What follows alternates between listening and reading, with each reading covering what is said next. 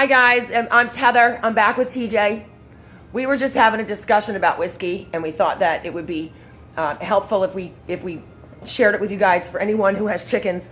So I had noticed whiskey has a symptom or something else that's wrong with her that we weren't really diagnosing, treating, or monitoring. I've been monitoring it because I noticed for a few days that she's not sleeping. She's like passed out, and she could be in the middle of eating, wide awake. And as soon as she's done eating or in the middle of eating, her eyes close and she's out, like dead out. So if she had just had surgery or she had some sort of treatment, I could imagine her being exhausted afterwards and needing to sleep like the way the dogs and cats do. But this is different. This is like narcolepsy. So I'm wondering, TJ and I were discussing, we think that potentially, what are the two things that a bird can hurt the worst with? Foot and wing. She's got both at the same time. And her body just might be absolutely exhausted from trying to heal itself. Plus, when she doesn't have her balance, she falls over and she lands on her side. She kicks her feet. And she gets tired. We got to go pick her up. It's been a lot with her. And then we did discover in the middle of the night, she didn't look right to me. I was up, sitting in bed. She didn't look right. And I took a look at her, and from her head down to her tail was perfect. She was beautiful. I'm like, she's got no skin issues. I'm like, something's not right. And I just kept looking. And then I found it. Northern fowl mite. And now I had a video a few weeks ago where we mentioned northern fowl mite. You don't see it right away because it's so virtually microscopic. But by the time it gets really bad, it takes like a week because it takes about a week because 10 mites lay 10 eggs and on and on and on. And we caught it early enough, thank goodness. I looked a little further past her tail feathers, and her butt was brown. And it shouldn't be brown. And it was because those were the mites. And I lost my shit at 4 o'clock in the morning. And I told TJ I'm giving her a bath right now. And so 4 o'clock in the morning, Whiskey got a bath. She is mite free. Mites can be very difficult to get rid of, I've read. I don't see that as the issue. And I think that might be because when you try to treat them with just sprays and powders, it's going to take a while to get rid of them. I gave her a bath in the kitchen sink with a hose and warm water and washed it all off. Gave her a bath, let her soak, put some antimicrobial spray on for her irritated skin, and she was like a whole new chicken. So look at this girl. I mean, she's sleeping, but it's the middle of the day. It's not really customary to have her sleeping like that.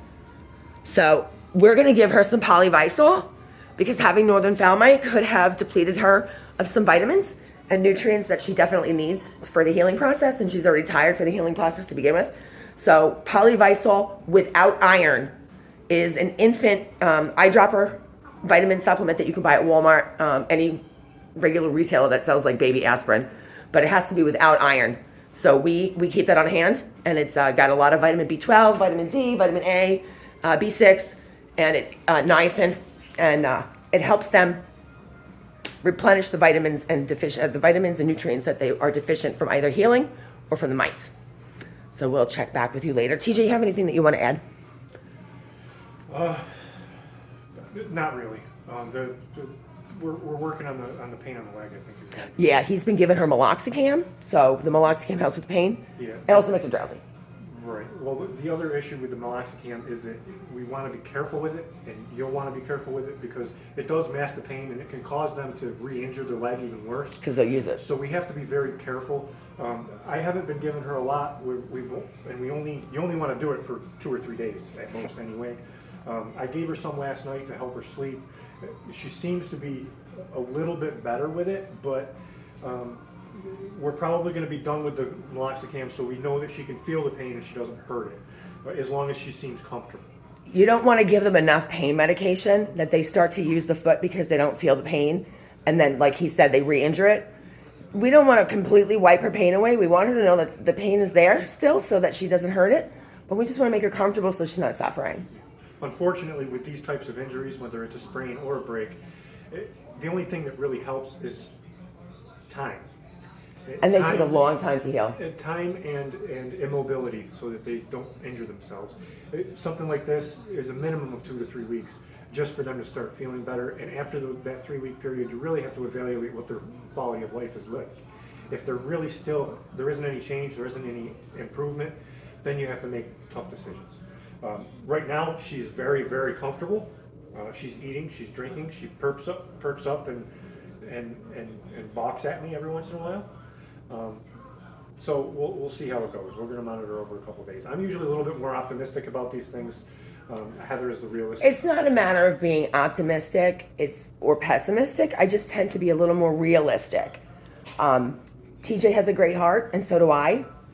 I can see the suffering and the pain more so than he can. He tends to have a little more hope, and sometimes his hope can go a little too far, and I have to step in and say, there's no improvement, and the chicken is suffering. And then he sees it. So it's not necessarily that I'm pessimistic. I know what a normal chicken looks like, and this isn't it. So if she doesn't start to show signs of improvement soon, the vet said a wing break or a wing sprain can take months to heal, which is fine. We'll give them all the time in the world to heal. There is no time limit on how long we will rehab them, so long as they're showing improvement and they're not suffering.